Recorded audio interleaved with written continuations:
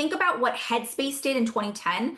In the wellness market, there were already had people who were overwhelmed, right? There was therapy, yoga, meditation, journaling, self-help books, retreats. Every category was claiming to solve stress, anxiety, and burnout, but in very different ways, right? With completely different entry points, different price tags. So buyers were really exhausted because they needed the help, but they couldn't figure out which category of help they actually needed. So when Headspace came in, they identified one specific gap that every other solution was missing. It was this idea that nobody was actually solving for the person who knew they needed to do something about their mental health, but they had no idea where to start and no time to try and figure that out. So this wasn't for the person who wasn't ready for therapy. It wasn't for the person who didn't know that they needed that. It was the overwhelmed professional who woke up every single day saying, I want to stop feeling so anxious, but had no real clear, simple path to do that.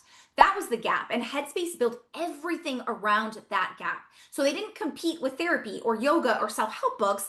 They didn't explain why meditation was better than the alternatives. What they did is made it undeniably clear that if you were that specific person with that specific unmet need, this was built for you.